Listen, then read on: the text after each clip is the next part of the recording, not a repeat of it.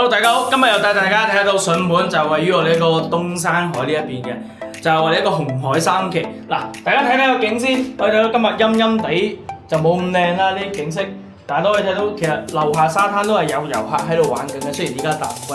咁點解話呢套筍呢？我哋呢套188000都係50方嘅，但係我哋隔離就有呢個在售嘅一個新房，可以睇到嗰度就係10棟在售新房，一個價格咧去到28萬嘅，差住成10萬蚊嘅一個差價。咁點解咧？點解話呢套筍？喂，呢套先啱收2年，差住成10萬蚊，你哋會點揀先？嗱，其實呢套買落嚟都唔係好舊啊，睇睇我呢個內容先。嗱，成10個方嘅一個陽台，非常之大啊！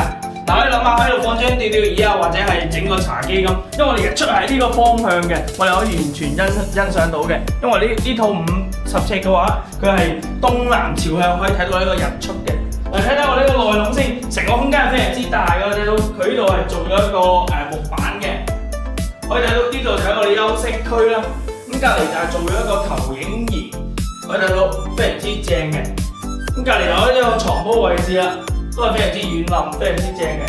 再睇下隔離呢度就係個開放式嘅一個廚房，大家都知海邊嘅話係通唔到煤氣嘅，但係用電煮飯嘅話都係非常之方便。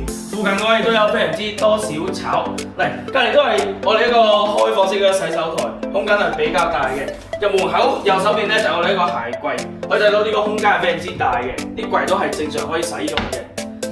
然後再隔離就有呢個乾濕分離嗰個位置啦，可以睇到呢個坐廁同埋隔離有呢個淋浴間，空間都係非常之大嘅。嗱，如果你對呢一套樓有興趣嘅話，呢套50尺喺紅海三期一線睇海嘅呢個景，中間樓層嘅，咁總價咧只需18萬8。如果話你有興趣嘅話，直接聯繫我，私信我。